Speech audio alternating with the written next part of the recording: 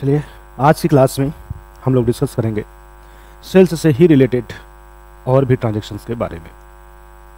Sales से related जो भी ट्रांजैक्शन होते हैं उसको हम लोगों ने दो पार्ट में अब तक डिस्कस कर चुके हैं, पार्ट 1 और पार्ट 2।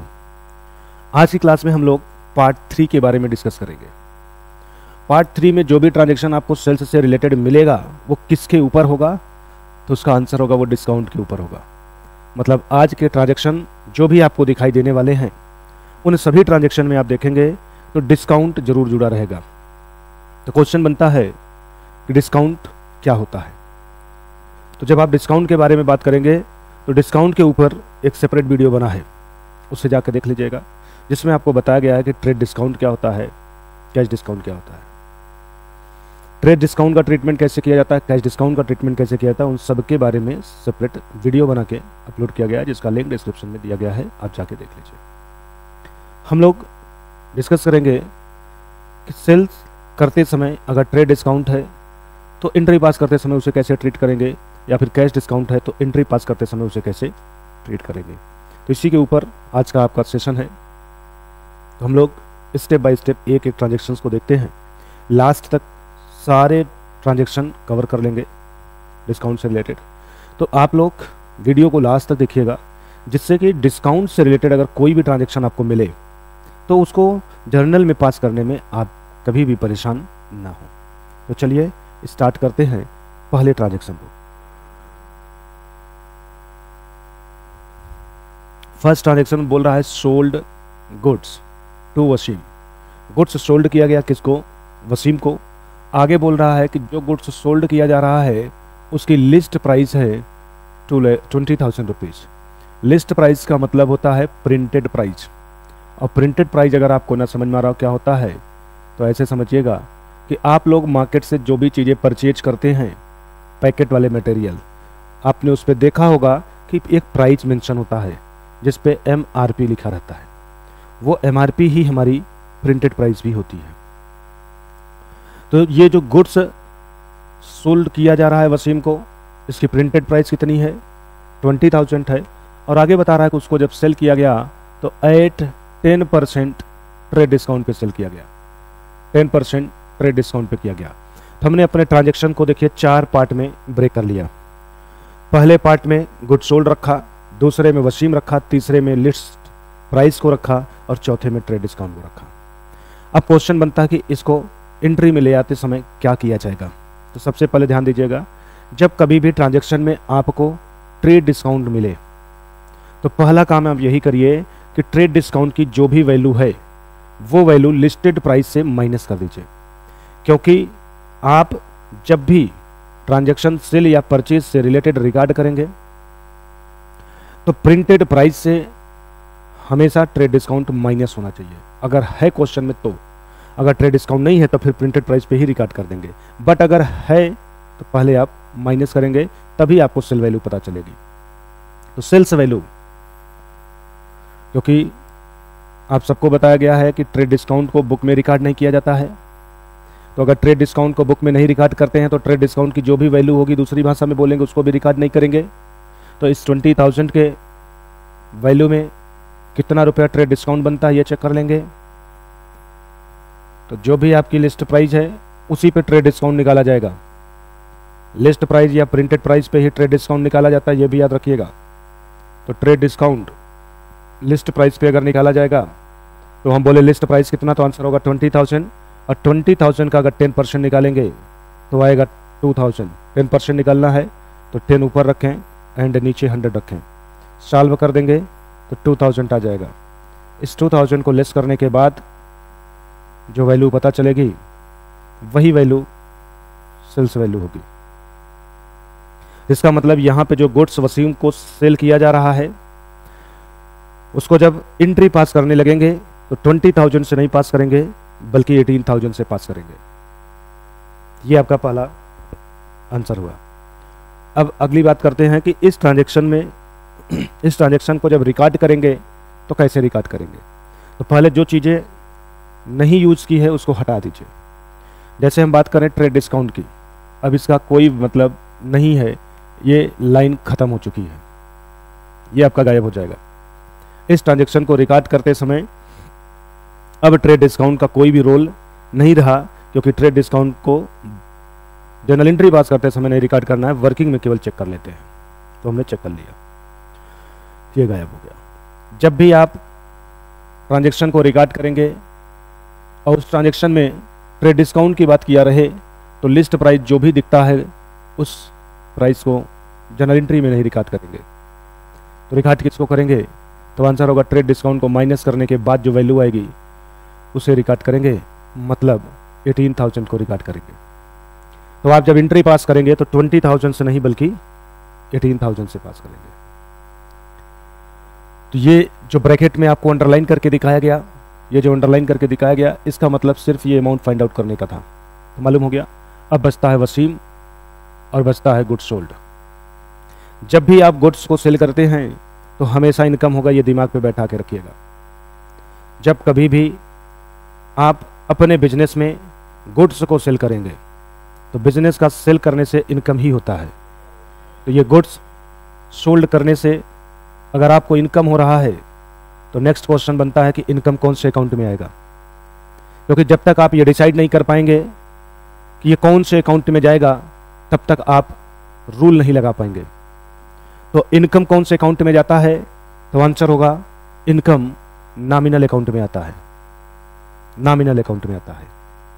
तो ये जो आपने गुड्स सोल्ड किया ये आपका इनकम है, और इसको जब लिखने लगेंगे तो सेल के नाम से लिखेंगे, सेल के नाम से लिखा जाएगा। नॉमिनल अकाउंट के थ्रू डेबिट होगा कि क्रेडिट होगा, तो अभी नॉमिनल अकाउंट का रूल दिखाते हैं आपको, फिर आप डिसाइड करिएगा कि सेल्स को डेबिट किया जाए कि क्रेडिट किया जाए। इसके बाद बात करते हैं कि आपने सेल किया किसको? तो आंसर होगा सेल वसीम को किया गया। वसीम कोई एक व्यक्ति होगा तभी तो आप उसको सेल कर रहे हैं, क्योंकि बिजनेस जब भी सेल करता है गुड्स तो ह्यूमन बीइंग को करता है, मतलब आदमी या औरत को करता है, और ऐसा नहीं होता तो किसी ऑर्गेनाइजेशन को करता है, मतलब किसी व्यवसायिक संगठन को करता है। यहां पे अगर हम बात करें कि वसीम कौन है, तो आंसर होगा एक आदमी का नाम है। अगर ये एक आदमी का नाम है तो कौन से अकाउंट में आएगा? तो पर्सनल अकाउंट में आएगा। किसी भी आदमी का नाम, कंपनी का नाम पर्सनल अकाउंट में आता है, ये आपको पहचान बताया गया था। जो भी स्टूडेंट डायरेक्ट इस वीडियो को देख रहे हैं और उन्हें अकाउंट पहचानने नहीं आता है कि हम पर्सनल अकाउंट किसे बोलेंगे, रियल अकाउंट किसे बोलेंगे, नॉमिनल अकाउंट किसे बोलेंगे, तो वो लोग डिस्क्रिप्शन में जाएं और अकाउंट को पहचानने के ऊपर एक वीडियो बना हुआ है, उस वीडियो को देख लें, फिर जाके यहाँ पे पढ़ें तो ज़्यादा समझ में आएगा। क्योंकि बेसिक नहीं क्लियर होने से यहाँ आप पढ़ेंगे तो कन्फ्यूजन ज़्यादा आपको होगी, इसलिए बेसिक को पढ़ लें फिर इसको पढ़ें। तो चलिए हम डिस्कस करते हैं कि वसीम अगर पर्सनल अकाउंट में आता है तो ये डेबिट होगा कि क्रेडिट होगा, ये कैसे डिसाइड करें। तो हम कह सकते हैं इस ट्रांजैक्शन में हमें दो अकाउंट मिला, एक पर्सनल अकाउंट एंड दूसरा नॉमिनल अकाउंट। इन्हीं दोनों अकाउंट का रूल अगर हमें मालूम हो जाए तो हम वो रूल यहाँ लगा देंगे तो एंट्री बन जाएगी। तो चलिए देखते हैं रूल क्या होता है।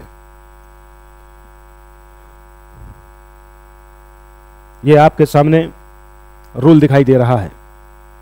अगर हम यहाँ रूल की बात करें तो पर्सनल अकाउंट की बात करेंगे, देखिए पर्सनल अकाउंट का रूल कहता है डेबिट किया जाएगा रिसीवर को और क्रेडिट किया जाएगा गिवर को।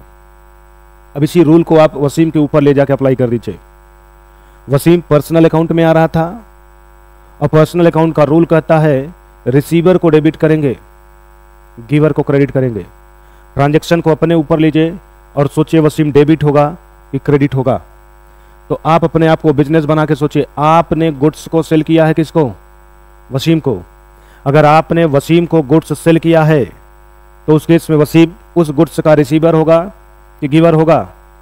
तो आंसर होगा रिसीवर होगा। और अगर वसीम रिसीवर है तो पर्सनल अकाउंट का रूल भी कहता है कि रिसीवर को क्या करना है? तो आंसर होगा डेबिट करना है। इसका मतलब जो ट्रांजैक्शन आप एंट्री के रूप में ले जाने वाले हैं उस ट्रांजैक्शन में वसीम जो दिखाई दे रहा है वो क्या किया जाएगा? तो आंसर होगा डेबिट किया जाएगा। तो वसीम होगा डेबिट, ये आपने क्लियर कर लिया। अगले अकाउंट की बात करें तो उस ट्रांजैक्शन में नॉमिनल अकाउंट भी मिला है और नॉमिनल अकाउंट का रूल कहता है अगर एक्सपेंस है तो डेबिट कर दीजिए, इनकम है तो क्रेडिट कर दीजिए। अब मैं बात करूं कि जो आपने गुड्स सेल किया था वो सेल आपके लिए इनकम है, एक्सपेंस है। तो अभी अभी आपने चेक किया था कि गुड्स सेल करना आपके लिए इनकम होता है। अब अगर वो इनकम है तो इनकम को नॉमिनल अकाउंट के रूल के थ्रू क्या किया जाता है? तो आंसर होगा क्रेडिट किया जाता है। तो हम कह सकते हैं कि ट्रांजैक्शन में जो सेल किया गया है वो अकॉर्डिंग टू नॉमिनल अकाउंट क्या किया जाएगा? तो क्रेडिट किया जाएगा। तो हम सेल्स को क्या कर देंगे? क्रेडिट कर देंगे। तो ट्रांजैक्शन में जो दो अकाउंट हमें मिला था, एक सेल और दूसरा वसीम, वो डेबिट होंगे कि क्रेडिट होंगे, यह आपने रूल अप्लाई करके चेक कर लिया कि कौन डेबिट होगा या फिर कौन क्रेडिट होगा। इसी तरीके से जितने भी ट्रांजैक्शन को आप जर्नल में रिकॉर्ड करना चाहते हैं उनमें अकाउंट खोजें, और उस अकाउंट का रूल यही है। इसको आप हमेशा नोट करके रखिए, याद करके रखिए, क्योंकि इसके बिना एंट्री पास आपसे नहीं हो पाएगा। ये रूल लगा देंगे तो आप ये डिसाइड कर लेंगे कौन डेबिट किया जाएगा और कौन क्रेडिट किया जाएगा। तो चलिए हम लोग एंट्री को देखते हैं कि किसे डेबिट करेंगे और किसे क्रेडिट करेंगे। एंट्री पे हम आ गए अपने, यहाँ पे देखें तो आपका सेल दिखाई दे रहा है। तो ये सेल अभी अभी रूल के थ्रू आपने देखा इनकम है तो क्रेडिट किया जाएगा, तो मतलब आपका सेल्स क्रेडिट हो जाएगा। दूसरा डेबिट कौन किया जाएगा? वसीम। तो according to personal account Wasim debit किया जाएगा, तो वसीम हो जाएगा डेबिट। जैसा रूल ने कहा वैसे ही आप अप्लाई कर दिए और डेबिट क्रेडिट कौन होगा ये डिसाइड हो गया। तो उसके नीचे आप जनरल एंट्री पास कर लेंगे। आप सभी लोग हर एक ट्रांजैक्शन को जब भी जर्नल के रूप में लिखेंगे तो प्रॉपर फॉर्मेट बना के लिखेंगे। जिन भी स्टूडेंट को जर्नल का फॉर्मेट नहीं पता है वो लोग अपने बुक में जाके देख लें, या फिर और भी सारे जो वीडियो बने हैं उस पर जाके देख लें, या फिर कर सकते हैं कि जर्नल एंट्री के फॉर्मेट के ऊपर एक सेपरेट वीडियो है जिसका लिंक डिस्क्रिप्शन में दिया गया है, वो वीडियो देख लीजिए तो आपको पता चल जाएगा कि फॉर्मेट कैसा होता है।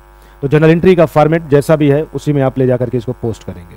ठीक है, हम बात करते हैं डेबिट कौन किया जाएगा, तो आंसर होगा वसीम। एंट्री पास करते समय सबसे पहले डेबिट वाले को ही लिखिएगा। तो वसीम आपका डेबिट किया जाएगा, तो वसीम अकाउंट डेबिट हो जाएगा। डेबिट के सामने 18,000 लिख लेंगे। इसके साथ साथ क्रेडिट कौन किया जाएगा, तो क्रेडिट होगा सेल्स। और क्रेडिट के लिए थोड़ा सा स्पेस देके 2 लगाएंगे। 2 का मतलब ही होता है क्रेडिट। 2 लगा के अब आके उसे लिख दीजिए जिसको क्रेडिट करना है। तो क्रेडिट सेल्स को करना है तो 2 सेल्स अकाउंट हो जाएगा, और क्रेडिट के सामने हो जाएगा 18,000। आपका नरेशन हो जाएगा गुड्स सोल्ड टू वसीम। आपने वसीम को गुड्स सोल्ड किया। अब आपको यहाँ ये भी मेंशन कर देना है कि सेल करने पे डिस्काउंट दिया भी गया कि नहीं दिया गया। तो आंसर होगा at trade discount as the rate of 10%। 10% के ट्रेड डिस्काउंट पे आपने वसीम को गुड्स सेल कर दिया। तो जब आपने 20,000 के लिस्ट प्राइस के गुड्स को वसीम को 10% के ट्रेड डिस्काउंट पे सेल किया, तो उसकी एंट्री क्या पास करेंगे, तो फाइनल एंट्री आपकी जो पास होगी वो ये होगी। तो क्वेश्चन का सोल्यूशन का पार्ट तो ये है। क्वेश्चन अगर आपसे बोलता है pass general entry in the books of जो भी, तो उस केस में आपको ये एंट्री ही पास करना है। बाकी ये सब चीज़ें जो भी आपको समझाया गया ये सिर्फ और सिर्फ आपके कॉन्सेप्ट को क्लियर करने के लिए समझाया गया। अगर आप ये सारे कॉन्सेप्ट अपने मन में कर पा रहे हैं, कर लेते हैं, तो आप चाहें तो डायरेक्ट एंट्री भी पास कर सकते हैं, कोई इशू नहीं है। ठीक है, तो इसको आप लोग अपने कॉपी पे नोट कर लीजिए। फिर हम लोग इसी से रिलेटेड नेक्स्ट ट्रांजैक्शन देखते हैं कि जो आपने सेल किया है 20,000 का गुड्स वसीम को, अगर वसीम को उसी 20,000 में से कुछ गुड्स पसंद ना आए और वसीम उस गुड्स को रिटर्न कर दे, तो उसकी एंट्री कैसे पास किया जाएगा। तो इसको आप लोग नोट करिए, फिर हम देखते हैं वो अगले वाले ट्रांजैक्शन की एंट्री कैसे पास करेंगे उसके ऊपर। तो नोट कर लीजिए या फिर स्क्रीनशॉट ले लीजिए।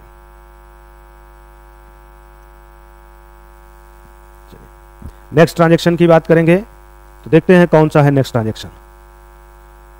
तो देखिए नेक्स्ट ट्रांजैक्शन आपका है Wasim return goods of list price of ₹2,000। तो वसीम ने गुड्स को रिटर्न किया है। जब कभी भी आप किसी पर्सन को सेल करते हैं, ध्यान रखिएगा, जब आप किसी पर्सन को सेल करते हैं तो आपकी इनकम बनती है, लेकिन जब वही पर्सन रिटर्न कर देता है तो आपकी इनकम कैंसिल हो जाती है। तो इस रिटर्न की वजह से हम बोलेंगे कि बिजनेस की इनकम कैंसिल किया जाएगा। बिजनेस की इनकम क्या किया जाएगा? तो आंसर होगा कैंसिल किया जाएगा।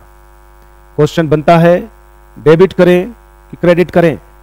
तो आप सभी लोग सबसे पहले ये जवाब दीजिए कि जब बिजनेस की इनकम होती है तो बिजनेस इनकम को डेबिट करता है या क्रेडिट करता है? तो आंसर होगा इनकम होने पे क्रेडिट किया जाता है। अब आप खुद ही जवाब दे देंगे कि अगर इनकम होने के केस में क्रेडिट होता है तो सिंपल सी बात है कि इनकम कैंसिल हो रहा है, तो कैंसिल तो अपोजिट साइड से ही होगा। तो मतलब हमारी इनकम कैंसिल होगी तो डेबिट साइड से होगा। किस साइड से होगा? डेबिट साइड से होगा।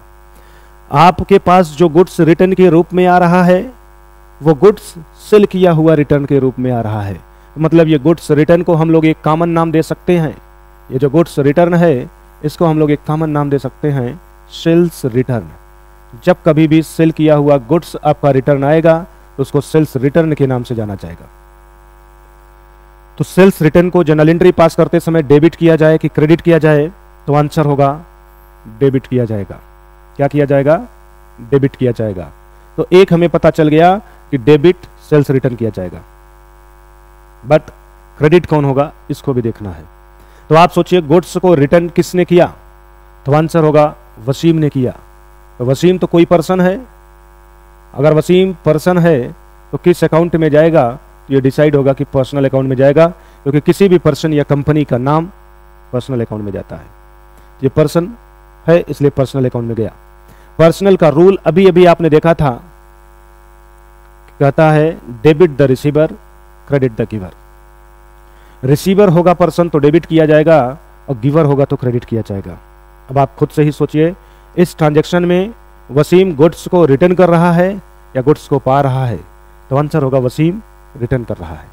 अगर वसीम रिटर्न कर रहा है तो इसका मतलब वसीम गुड्स को दे रहा है, और दे रहा है तो मतलब ये गिवर है। अब पर्सनल अकाउंट का रूल कहता भी है कि रिसीवर को डेबिट करना है और गिवर को क्रेडिट करना है। तो क्रेडिट कौन किया जाएगा? तो आंसर हो जाएगा वसीम किया जाएगा। तो वसीम हो जाएगा क्रेडिट और डेबिट कौन होगा? तो सेल्स रिटर्न। जब ट्रांजैक्शन में आप ये डिसाइड कर लेंगे कि कौन डेबिट होगा कौन क्रेडिट होगा तो उसके बाद आप एंट्री पास कर लेंगे। तो अगर हम बात करें जर्नल एंट्री पास करने की, तो जर्नल एंट्री में डेबिट कर देंगे उसको जो आपको ट्रांजैक्शन में दिखाई दे रहा हो। तो डेबिट सेल्स रिटर्न होगा, तो आप सेल्स रिटर्न अकाउंट डेबिट लिख लेंगे। क्रेडिट कर देंगे जो आपको ट्रांजैक्शन में दिख रहा है, तो क्रेडिट होगा वसीम, तो क्रेडिट कर देंगे वसीम को। ये आपकी एंट्री हो गई। नरेशन हो जाएगा being goods return from Wasim, list price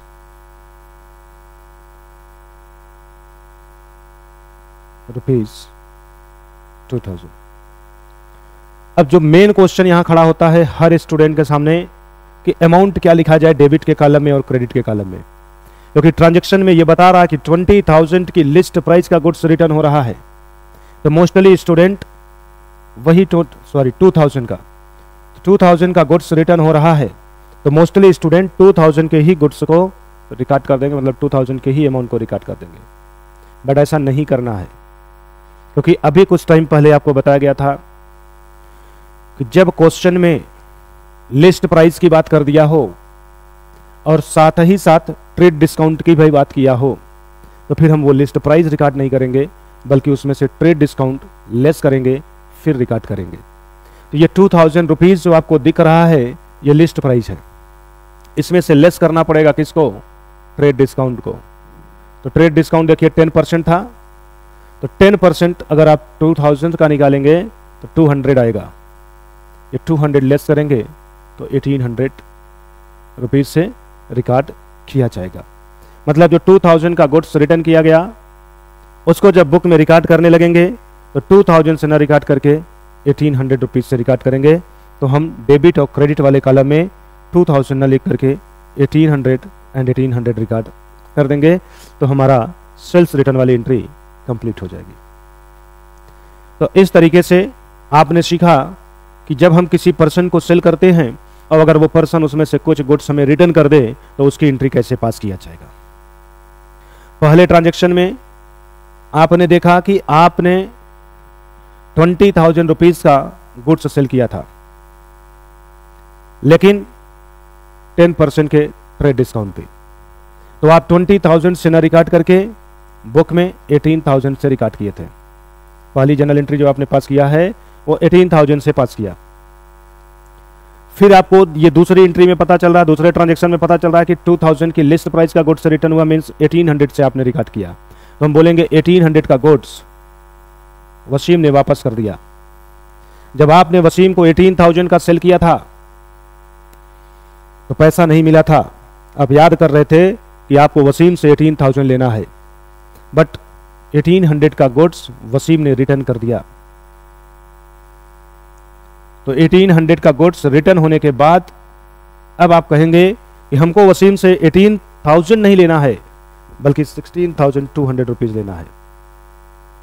अगर वसीम 16,200 ही देता है तब तो कोई बात नहीं, नॉर्मली रिसीव करने की एंट्री पास कर देंगे, बात खत्म हो जाएगी।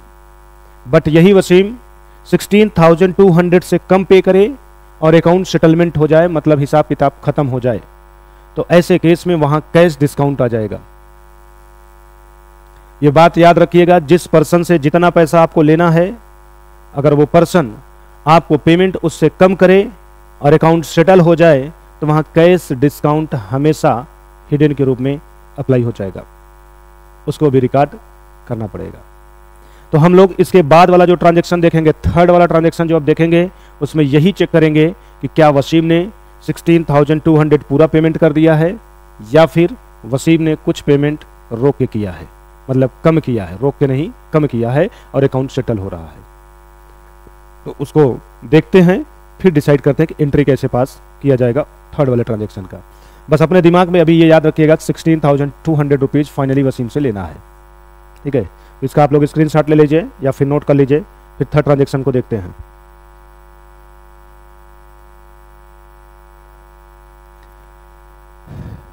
अभी अभी आपने चेक किया था कि वसीम से आपको फाइनली 16,200 रुपीज लेना है, ये आपको फाइनली उससे लेना है।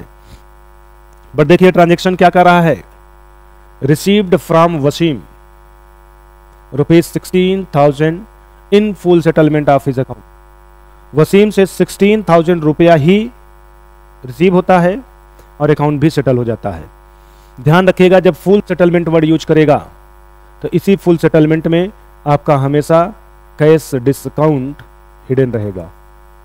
क्वेश्चन बनता है कि कैश डिस्काउंट का अमाउंट कितना रहेगा, तो आपको बस यही चेक करना है कि जिस पर्सन से आपको पेमेंट रिसीव हो रहा है और अकाउंट सेटल हो रहा है, एक्चुअल में उससे पैसा लेना कितना था। तो आंसर मिलेगा उससे एक्चुअल में 16,200 लेना था, बट उससे मिल कितना रहा है 16,000, तो उससे 16,000 लेकर के अकाउंट को सेटल कर दिया गया। तो कितना रुपया कम लिया गया, तो आंसर होगा 200। तो यही होगा डिस्काउंट, यही है कैश डिस्काउंट 200। अब अगला क्वेश्चन बनता है कि आपको वसीम ने अगर 16,000 देता है और अकाउंट सेटल होता है और 200 डिस्काउंट के रूप में निकल करके आता है, तो ये 200 का डिस्काउंट रिकॉर्ड करते समय डेबिट करके रिकॉर्ड किया जाएगा या फिर क्रेडिट करके रिकॉर्ड किया जाएगा। मतलब इस कैश डिस्काउंट को 200 रुपीज से डेबिट किया जाए या क्रेडिट किया जाए, ये आपको डिसाइड करना है। तो सबसे पहले आप ये सोचिए कि ये डिस्काउंट आपने दिया है या आपको मिला है। तो ध्यान रखिएगा, वसीम आपको 16,000 पे कर रहा है। वसीम अगर आपको 16,200 की जगह पे 16,000 देता है और बोलता है कि बस अब हमारा आपका हिसाब किताब खत्म होता है, तो उस जगह पे जब तक आपकी सहमति नहीं आ जाती है तब तक वसीम अकाउंट को सेटल नहीं कर सकते। मतलब अकाउंट का सेटलमेंट आपके ही चाहने पे हो पाएगा। तो अगर यहाँ पे अकाउंट सेटल हो रहा है तो इसका मतलब आपने अपनी सहमति दी, आपने बोला कि चलो ठीक है 200 रुपया कम ही सही, हिसाब खत्म होता है। इसका मतलब है कि ये 200 का कैश डिस्काउंट आपने पाया नहीं है, बट आपने दिया है। और जब भी डिस्काउंट अलाउड हो जाएगा तो वो क्रेडिट नहीं डेबिट होता है, क्योंकि जब डिस्काउंट आपको मिलता है तो आपके लिए गेन होता है, क्रेडिट किया जाता है, और डिस्काउंट आप देते हैं तो आपके लिए एक्सपेंस के रूप में रिकॉर्ड कर दिया जाता है। ये डेबिट करके रिकॉर्ड किया जाएगा कितने से? 200 रुपीज़ से। तो एक आपको पता चल गया कि हमारा डिस्काउंट रिकॉर्ड होगा 200 से। दूसरा 16,000 जो आपको मिला है वो किससे मिला? वसीम से। तो ये 16,000 कैश में रिसीव हुआ, तो कैश असेट होता है, कौन से अकाउंट में आएगा? रियल अकाउंट में आएगा। रियल का रूल कहता है कि असेट आएगा तो डेबिट और असेट जाएगा तो डेबिट क्रेडिट। रियल अकाउंट का रूल है what comes in debit, what goes out credit. Asset आ रहा है तो डेबिट और असेट जा रही है तो क्रेडिट। यहाँ पे आप अपने ऊपर ट्रांजेक्शन लेकर सोचिए, आपको 16,000 वसीम से मिल रहा है, ये 16,000 का कैश आपके यहाँ आएगा कि जाएगा? तो आंसर होगा आएगा।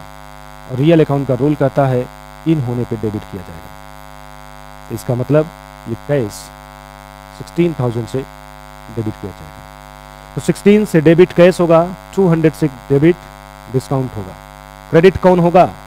तो ध्यान दीजिए, ये जो पेमेंट मिला है ये वसीम ने दिया है, क्योंकि एक पर्सन का नाम है और पर्सनल अकाउंट में आता है। पर्सनल अकाउंट का रूल कहता है रिसीवर होगा तो डेबिट और गिवर होगा तो क्रेडिट।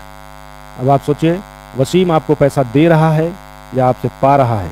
तो आंसर होगा आपको दे रहा है। तो वसीम यहाँ पे रिसीवर नहीं है बल्कि क्या है? गिवर है। और पर्सनल अकाउंट का रूल कहता है गिवर को किया जाएगा क्या? क्रेडिट। रिसीवर डेबिट होगा और गिवर क्रेडिट होगा, तो फिर वसीम क्या हो जाएंगे? क्रेडिट हो जाएंगे। तो ट्रांजैक्शन में कौन डेबिट होगा कौन क्रेडिट होगा, जब ये डिसाइड कर लेंगे तो उस ट्रांजैक्शन को आप जर्नल में ला करके रिकॉर्ड भी कर देंगे। तो अब हम बनाएंगे जर्नल एंट्री। और जर्नल एंट्री बनाते समय उन्हीं अकाउंट को पहले डेबिट करिए जो आपको ट्रांजैक्शन में डेबिट दिखाई दे रहे हो कि ये डेबिट किए जाएंगे। जैसे यहाँ अगर हम बात करें तो कैश डेबिट किया जाएगा, डिस्काउंट डेबिट किया जाएगा। तो एंट्री होगा कैश अकाउंट डेबिट, जितने रुपए से कैश आ रहा है 16,000 से। डिस्काउंट अकाउंट डेबिट, जितने रुपए से है 200 से।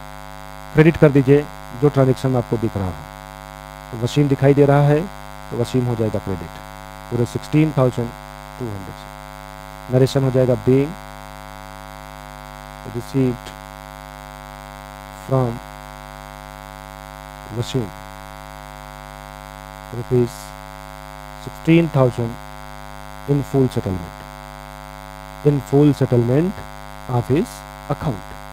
तो इस तरीके से आपकी ये एंट्री पास हो गई।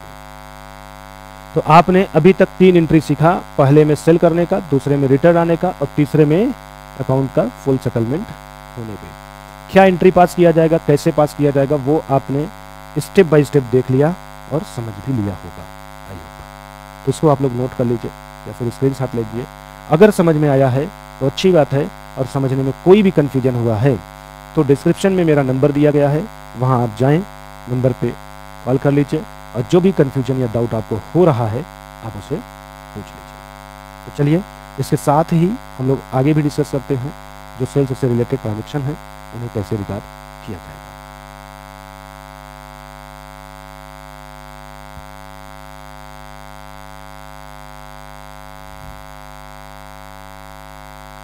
तो नेक्स्ट ट्रांजेक्शन देखिए आपके सामने है, sold goods for cash of the list price 2,50,000 at 20% rate discount and 4% cash discount। क्या सोल्ड किया जा रहा है पहले वो देख लीजिए। तो सोल्ड किया जा रहा है गुड्स, और जब भी गुड्स सोल्ड होता है तो उसके लिए हमेशा एक वर्ड यूज करना है सेल। ये सेल्स होगा। कौन से अकाउंट में आएगा तो पहले डिसाइड करिए, सेल करने पे इनकम होता है या फिर एक्सपेंस। तो आंसर होगा सेल करने पे इनकम होता है। इनकम हो चाहे एक्सपेंस हो, ये नॉमिनल अकाउंट में आता है, ये नॉमिनल अकाउंट मिल गया। क्वेश्चन बनता है डेबिट होगा कि क्रेडिट होगा, तो नॉमिनल अकाउंट का रूल कहता है इनकम को क्रेडिट किया जाता है, इनकम को क्रेडिट किया जाता है। तो नॉमिनल अकाउंट के रूल के अकॉर्डिंग आपका ये सेल्स क्रेडिट हो जाएगा। ये जो गुड्स सेल किया गया ये कैश में किया गया, तो कैश बिजनेस का असेट होता है और असेट रियल अकाउंट में आता है।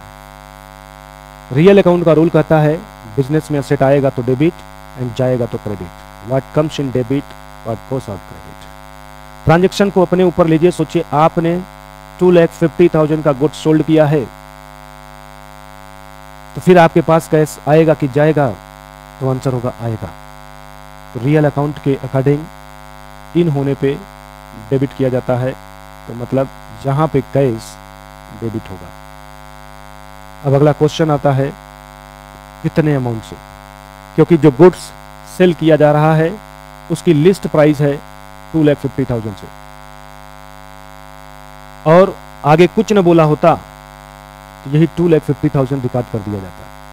बता के बोल रहा है कि इसे जब सेल किया गया तो 20% ट्रेड डिस्काउंट पे और 4% के कैश डिस्काउंट पे, तो हमें 20% की भी वैल्यू चाहिए और 4% की भी वैल्यू चाहिए। स्टूडेंट के मन में कंफ्यूजन होता है कि 20% कौन सी वैल्यू पे निकाला जाए, किस अमाउंट पे निकाला जाए, और 4% कौन सी वैल्यू पे निकाला जाए। तो ध्यान दीजिएगा, ट्रेड डिस्काउंट लिस्ट प्राइस पे निकाला जाता है और कैश डिस्काउंट कैश रिसीव पे या कैश पेमेंट पे बोल सकते हैं निकाला जाता है। तो अगर हम आपसे पूछें कि क्या कैश के रूप में 2,50,000 मिल रहा है, तो आंसर होगा नहीं। क्यों? तो उसका आंसर है कि ये लिस्ट प्राइस में से सबसे पहले तो ट्रेड डिस्काउंट को माइनस करिए, तब तो पता चलेगा कि आपने जो गुड्स सेल किया है वो एक्चुअल में सेल कितने में किया है। क्योंकि ट्रेड डिस्काउंट का मतलब ही होता है कि उतना परसेंट नहीं लिया जाएगा। ये 2,50,000 का गुड्स भले ही है, लेकिन जब इसे सेल किया जाएगा तो 20% का पेमेंट नहीं लिया जाएगा। ट्रेड डिस्काउंट का मतलब ये होता है। तो पहले 20% की वैल्यू गायब करना होगा आपको 250 से। तो ऐसे केस में क्या करेंगे, तो सबसे पहले आप लिखेंगे लिस्ट प्राइस इक्वल टू 2,50,000, उसमें से पहले स्टेप पे लेस करिए ट्रेड डिस्काउंट, तो less trade discount at the rate of 20%। 2,50,000 का 20% निकालेंगे 50,000 आएगा। ये 50,000 लेस कर दीजिए तो 2 लाख रुपीज आपकी सेल्स वैल्यू होती है। ये आपकी सेल्स वैल्यू है। आपने 2 लाख रुपीज में गुड्स को सेल किया। अब यही 2 लाख रुपीज आपको मिलेगा, यही 2 लाख आपको मिलेगा। जिसको भी आपने सेल किया, जब वो 2 लाख आपको देने लगेगा तो आप बोलेंगे कि इसी पे आपको कितना परसेंट डिस्काउंट मिलेगा, 4%। क्योंकि कैश डिस्काउंट देने का मतलब ही होता है कि अगर कस्टमर पेमेंट नहीं कर रहा है, तो जितने भी रुपए का वो पेमेंट नहीं कर रहा है, आप उसको कुछ लालच देते हैं कि अगर आप ये पेमेंट अभी कर दीजिए तो हम इतने परसेंट का आपको और भी डिस्काउंट दे देंगे। उसी डिस्काउंट को बोलते हैं कैश डिस्काउंट। यहां पे अगर हम बात करें कि आपने सेल कितने रुपए में किया, तो आंसर होगा 2 लाख में। अगर आपने 2 लाख में सेल किया और कस्टमर आपको 2 लाख रुपीज नहीं पे कर रहा है, तो आप कस्टमर को लालच देते हैं कि भाई आप 2 लाख रुपीज अभी दे दो तो मैं आपको 2 लाख पे 4% का कैश डिस्काउंट भी दे देंगे, मतलब 4% और भी छोड़ देंगे अगर आप 2 लाख तुरंत दे देते हैं तो ऐसे केस में मोस्टली लोग पेमेंट कर देते हैं। तो फिर हमें उस 4% की वैल्यू चाहिए, तो हमें कैश डिस्काउंट निकालना पड़ेगा। तो हम बोलेंगे कैश डिस्काउंट 2 लाख पे 4% की रेट से निकाला जाएगा, तो आएगा 8,000 रुपीज। ये 8,000 और लेस किया जाएगा, तब पता चलेगा कि फाइनली कैश रिसीव कितना हो रहा है। तो आंसर होगा 1,92,000 रुपीज। 1,92,000 रुपीज कैश रिसीव हो रहा है। 8,000 का डिस्काउंट अलाउ किया जा रहा है, मतलब दिया जा रहा है। तो आपका डिस्काउंट दिया जा रहा है तो मतलब आपके लिए एक्सपेंस के रूप में ट्रीट होगा, डेबिट कर दिया जाएगा। कैश आपके यहाँ आ रहा है तो डेबिट कर दिया जाएगा। तो ये दो चीज़ें आपकी हो जाएंगी, डेबिट और क्रेडिट कर देंगे किसको, तो 2 लाख को। मतलब आपने जो सेल किया था, सेल्स वैल्यू जो होती है वही क्रेडिट हो जाएगी। तो आपने जो सेल किया है वो 2 लाख का सेल किया, बट 2 लाख में से 8,000 आपने डिस्काउंट दे दिया, तो फाइनली 192 आपको रिसीव होगा। अब इसी को लाके जर्नल एंट्री में लिख दीजिए। जर्नल पास करते समय डेबिट किसको किया जाएगा, तो जो यहां आपको दिखाई दिए हैं, कैश अकाउंट डेबिट, कितने से, तो 1,92,000 से। यहीं डिस्काउंट को भी डेबिट किया जाएगा, डिस्काउंट अकाउंट डेबिट कितने से, 8,000 से। क्रेडिट हो जाएगा कौन, तो सेल कितने रुपए से, तो आंसर होगा 2 लाख से, 2 सेल्स अकाउंट। तो इस तरीके से ये आपकी एंट्री पास हो गया, ये आपकी एंट्री पास हो गया। नरेशन लिख देंगे, being sold goods for cash, cash में आपने सेल किया तो फॉर कैश, किस किस पे सेल किया है, at 20% trade discount and 4% cash discount. 20% trade discount and 4% cash discount पे सेल कर दिया गया। तो इस तरीके से आपकी एंट्री कंप्लीट हो गई। तो इस टाइप के ट्रांजेक्शन को कैसे रिकॉर्ड किया जाएगा वो आपने देख लिया, इसको भी आप नोट कर लीजिए। फिर आगे हम लोग देखते हैं ऐसे ही अभी सेल्स से रिलेटेड जो भी ट्रांजेक्शन है उनको कैसे रिकॉर्ड किया जाएगा उसके बारे में।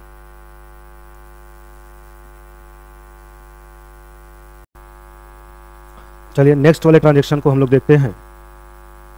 अब तक आप लोग 4 ट्रांजेक्शन देख चुके हैं, अब हम 5वें ट्रांजेक्शन की बात करते हैं। तो बोला है सोल्ड गुड्स, जब भी गुड्स सेल किया जाएगा तो उसके लिए आप हमेशा सेल्स लिखेंगे। सेल बिजनेस के लिए इनकम होता है, नॉमिनल अकाउंट में आता है। क्या किया जाएगा, तो आंसर होगा क्रेडिट किया जाएगा।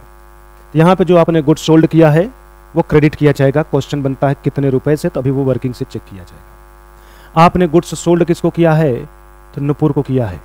जब आप किसी पर्सन को गुड्स सेल करते हैं तो संभावनाएं ज़्यादातर बनती है कि अब ये क्रेडिट सेल बनेगा क्योंकि नाम मेंशन है। बट आगे स्टेटमेंट हम लोग अभी पढ़ेंगे तो देखते हैं कुछ कैश भी बनेगा और कुछ क्रेडिट भी बनेगा। तो क्या बोल रहा है, तो आपने गुड्स नुपुर को 50,000 पे सेल किया।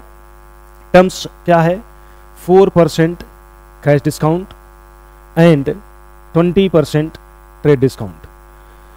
आपने 50,000 का गुड्स नुपुर को सेल किया 20% के ट्रेड डिस्काउंट पे एंड 4% के कैश डिस्काउंट पे। ये क्वेश्चन सिर्फ आपको कंफ्यूज करना चाह रहा है, इसीलिए पहले कैश डिस्काउंट लिखा बाद में ट्रेड डिस्काउंट लिखा, क्योंकि मोस्टली क्वेश्चन में ट्रेड डिस्काउंट पहले होता है और बाद में कैश डिस्काउंट होता है। और हम लोग जब भी वर्किंग नोट बनाए हैं आपने देखा होगा कि लिस्ट प्राइस से, हमेशा लिस्ट प्राइस से ट्रेड डिस्काउंट को पहले माइनस करते थे। लिस्ट प्राइस से ट्रेड डिस्काउंट को पहले माइनस करते थे, फिर जो वैल्यू आती थी चेक करते थे कि वो वैल्यू पूरा का पूरा कैश में पे हो रहा है तो पूरे पे कैश डिस्काउंट निकाल देते थे, और अगर पूरा नहीं पे हो रहा है तो जितना पे होता है उस पे कैश डिस्काउंट निकाल देते हैं।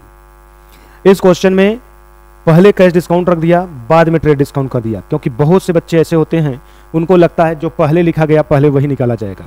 तो बच्चा क्या करेगा, लिस्ट प्राइस से पहले वो कैश डिस्काउंट निकालना शुरू कर देगा।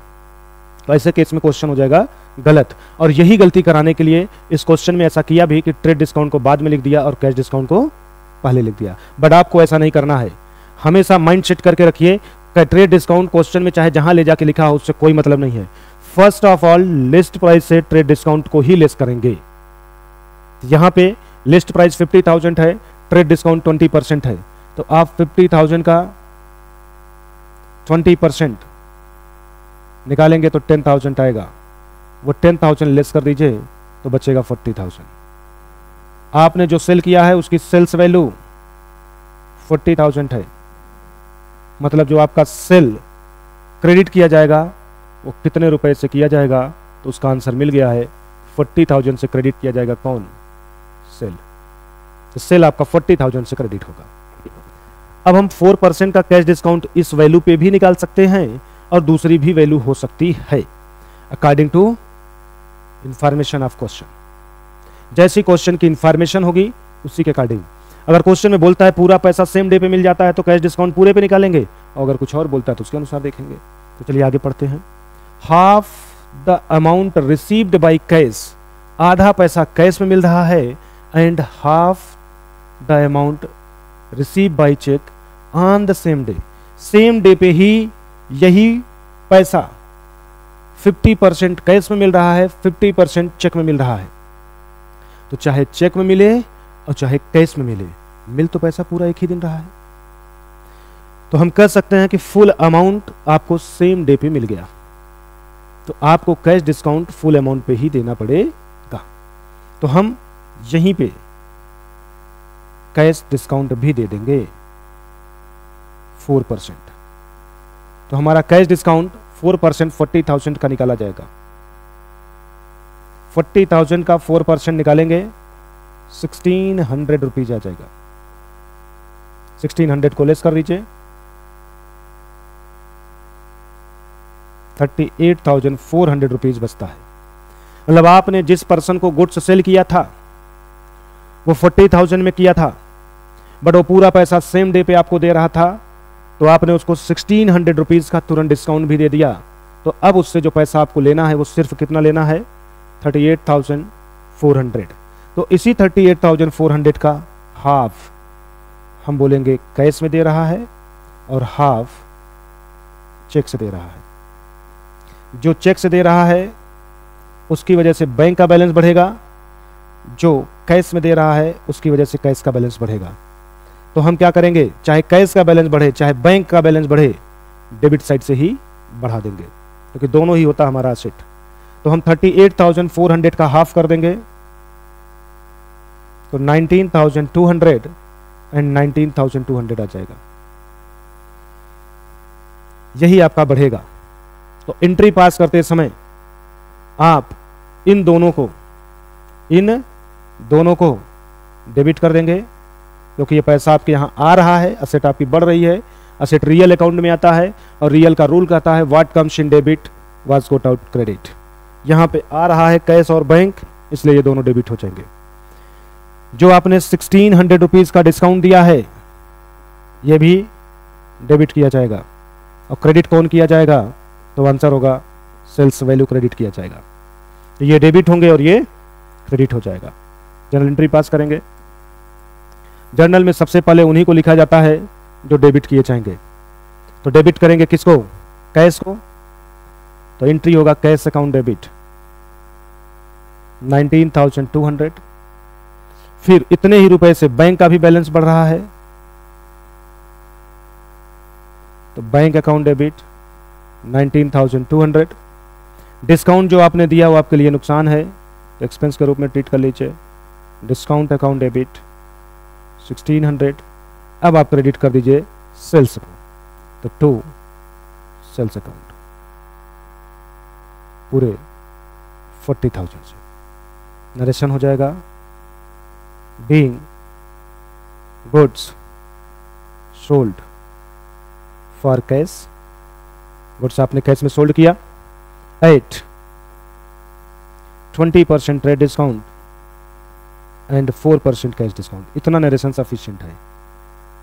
आगे बढ़ाना चाहे तो लिख सकते हैं half payment receive in cash and half payment receive in cheque. तो ये आपकी एंट्री हो गई कंप्लीट। तो ट्रांजैक्शन देखेंगे तो बहुत बड़ा दिख रहा है, तो ट्रांजैक्शन को देख के डरने की आवश्यकता नहीं है। ट्रांजैक्शन को ब्रेक करिए और एंट्री पास करिए, एकदम आसान लगेगा। ये जो आपका बनाया गया है ये सबसे इंपॉर्टेंट है, इसी को बनाना आप पहले सीख जाइए। ये अगर आप बना ले रहे हैं तो एंट्री आपका एकदम इजीली पास हो जाएगी। तो इसको आप लोग नोट कर लीजिए, या फिर स्क्रीनशॉट लेना चाहते हैं तो स्क्रीनशॉट ले लीजिए। फिर हम लोग अगले ट्रांजैक्शन को देखते हैं। तो इस तरीके से आपका ई पॉइंट खत्म हुआ। अब नेक्स्ट ट्रांजैक्शन देखते हैं कि इसकी एंट्री कैसे पास किया जाएगा। तो बोल रहा है 5 अप्रैल सोल्ड गुड्स, गुड्स सोल्ड कर रहा है, तो ये तो लगभग आपके हैबिट में आ गया होगा। सेल है तो इनकम है, इनकम है तो नॉमिनल में आएगा, क्रेडिट किया जाएगा। कितने रुपीज से वो अभी डिसाइड कर लेंगे।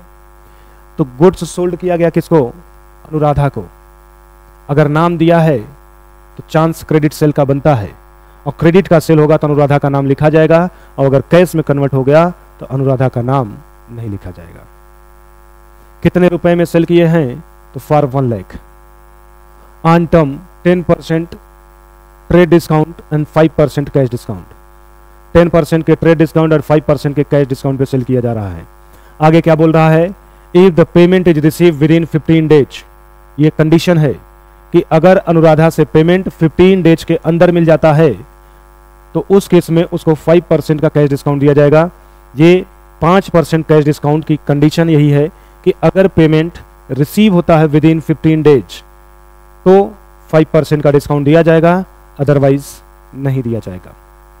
आगे बोलता है 80% payment received on 18th April by cheque.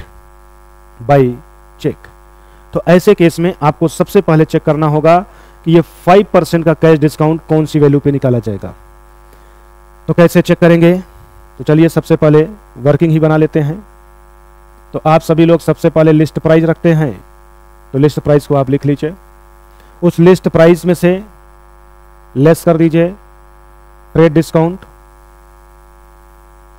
तो क्वेश्चन में ट्रेड डिस्काउंट बोला है 10% है, तो 1 लाख का 10% निकालेंगे तो 10,000 आएगा। निकालने अगर आपको नहीं आता है तो डिस्क्रिप्शन में नंबर दिया है, कॉल करके निकालना भी पूछ लीजिए कैसे निकाला जाएगा, है ना। तो ये आपकी हो गई सेल्स वैल्यू। लिस्ट प्राइस से ट्रेड डिस्काउंट माइनस करने के बाद जो वैल्यू आती है वो आपकी सेल वैल्यू हो गई। तो यहां पे हम बोलेंगे कि 90,000 से सेल्स को रिकॉर्ड किया जाएगा, ये हमें पता चल गया। अब देखिएगा, हमें ये देखना है कि ये 90,000 रुपीज में जो सेल किया गया गुड्स ये कौन सी तारीख को किया गया। तो आंसर होगा 5 अप्रैल को। 5 अप्रैल को 90,000 में गुड्स को सेल किया गया। अगर पूरा पेमेंट 5 अप्रैल को ही मिल जाता तो फिर 5% का कैश डिस्काउंट पूरे इसी 90,000 रुपीज पे निकाल दिया जाता। बट क्वेश्चन में साफ साफ बता रहा है कि पेमेंट उस डेट को नहीं मिल रहा है जिस डेट को सेल किया गया। पेमेंट मिल रहा है 18th अप्रैल को, वो भी चेक से, और वो भी फुल पेमेंट नहीं, ओनली 80%। तो इसका मतलब जिस डेट को सेल किया गया उस डेट की जब आप एंट्री करेंगे, मतलब 5 अप्रैल को जब आप एंट्री पास करेंगे तो 5 अप्रैल को पूरा का पूरा क्रेडिट सेल माना जाएगा, क्योंकि 5 अप्रैल को एक भी रुपया आपको नहीं मिलता है। तो 5 अप्रैल को जब हम एंट्री पास करेंगे तो सबसे पहले क्या लिखेंगे? तो हम लिखेंगे जिस पर्सन को सेल किए हैं उसका नाम। क्यों? क्योंकि आपने अनुराधा को सेल किया है तो अनुराधा किसी पर्सन का नाम है, पर्सनल अकाउंट में आएगी। और पर्सनल का रूल है रिसीवर होगा तो डेबिट, गिवर होगा तो क्रेडिट। सोचिए आपने गुड्स सोल्ड किया है अनुराधा को, तो अनुराधा होगी रिसीवर, तो आप अनुराधा को कर देंगे डेबिट, अनुराधा अकाउंट डेबिट। कितने रुपीज से? 90,000 से। टू सेल्स अकाउंट कितने रुपीज से? 90,000 से। ये एंट्री 5 अप्रैल को किया जाएगा जब आपने सेल किया।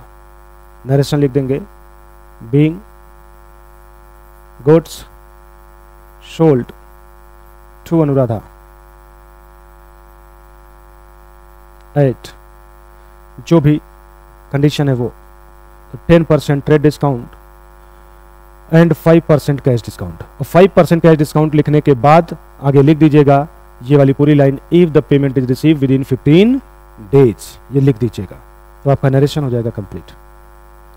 अब आप क्या करेंगे? इस 5 अप्रैल में ये 15 डेज प्लस कर दीजिए। अगर 15 डेज ये प्लस करेंगे तो आपका आ जाएगा 20th अप्रैल। इसका मतलब अगर अनुराधा 20 अप्रैल तक पेमेंट करती है तो अनुराधा को 5% का कैश डिस्काउंट मिलेगा, और 20 अप्रैल के बाद करती है तो अनुराधा को 5% का कैश डिस्काउंट पाने का राइट नहीं होगा। ये कंडीशन है। अनुराधा ने 80% का पेमेंट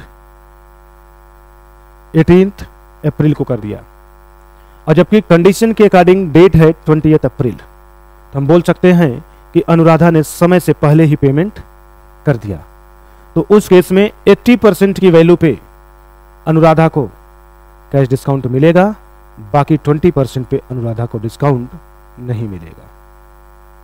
तो फिर हम इस 90,000 का 80% निकालेंगे, जिसकी वैल्यू होगी 72,000 रुपीज।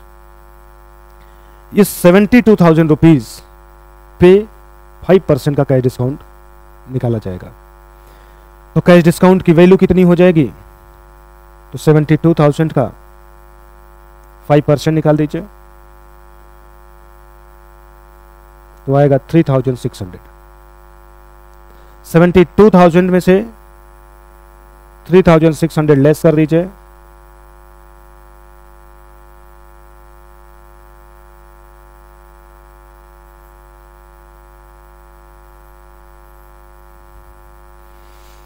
₹68,400 आपको रिसीव होगा। तो हम 18 अप्रैल को कहेंगे कि अनुराधा से 72,000 रुपीज चेक के रूप में मिल रहा था, बट हमने उसको डिस्काउंट दे दिया 3,600 का, तो फाइनली मिलेगा 68,400 रुपीज का। तो हमारे बैंक का बैलेंस 68,400 रुपीज से बढ़ेगा। हमने डिस्काउंट दिया है, तो डिस्काउंट अकाउंट डेबिट 3,600 लिखेंगे और 2 क्रेडिट कर देंगे उस पर्सन के नाम को जिसने आपको पैसा दिया है। तो 72,000 से अनुराधा हो जाएगी क्रेडिट। नरेशन हो जाएगा being 80% payment receive by check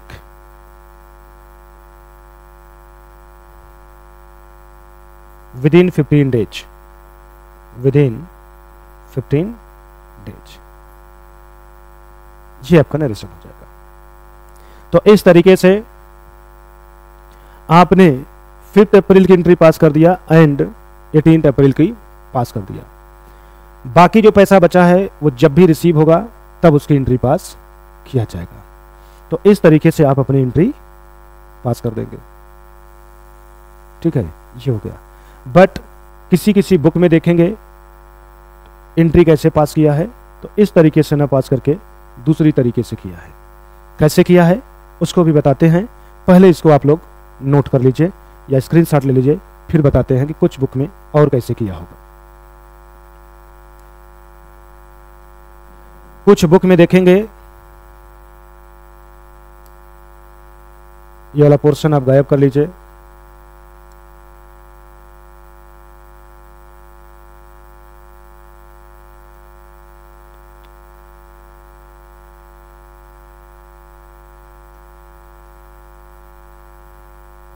इसको आप मिटा देते हैं और यहीं पे दिखाते हैं कि कैसे एंट्री को पास किया गया है।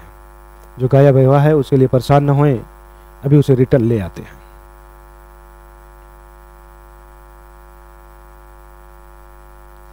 यही देखेंगे तो कुछ बुक में जो एंट्री पास किया वो ऐसे किया। जिस अमाउंट को सेल किया गया वो है 90,000, ये आप लोगों ने देखा। 90 में से 80% का पेमेंट जो चेक से रिसीव हो रहा है उस 80% का मतलब ये वाले पोर्शन का एंट्री पास किया। बाकी जो 20% बच रहा है उसके लिए ऐसे पास करेगा। ये 2 एंट्री ना पास करके 1 करेगा, मतलब 90,000 रुपीज को 2 पार्ट में डिवाइड कर देगा और हो जाएगा कि 80% कैश एंड 20% क्रेडिट। 80% जो कैश हुआ उसका पोर्शन ये है और 20% जो क्रेडिट है उसकी वैल्यू निकाल देगा कितना, 18,000। 20% जो क्रेडिट है उसकी वैल्यू निकाल देंगे तो 90,000 का 20% 18,000, क्योंकि बोल रहा है कि 80% रिसीव हो गया है। 80% रिसीव हो गया तो इसका मतलब 90,000 का 80% निकालेंगे तो आएगा 72,000। तो बोलेंगे 70,000 कैश सेल्स है एंड 18,000 क्रेडिट सेल है। कैश सेल्स का पूरा ट्रीटमेंट अभी यहाँ नीचे लिखा था, ये उसी का है, तो उसके लिए एंट्री पास करेगा bank account debit, discount account debit to sales account to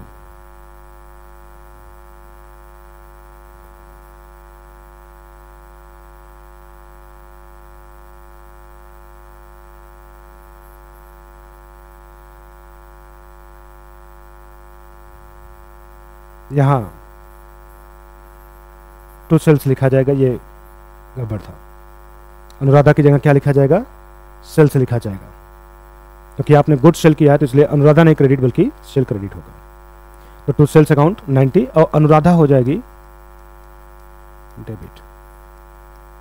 कितने रुपए से, तो जितने से क्रेडिट सेल है उतने से, बैंक आपका जितना पैसा मिल गया और डिस्काउंट जितना आपका था, ये हो जाएगा।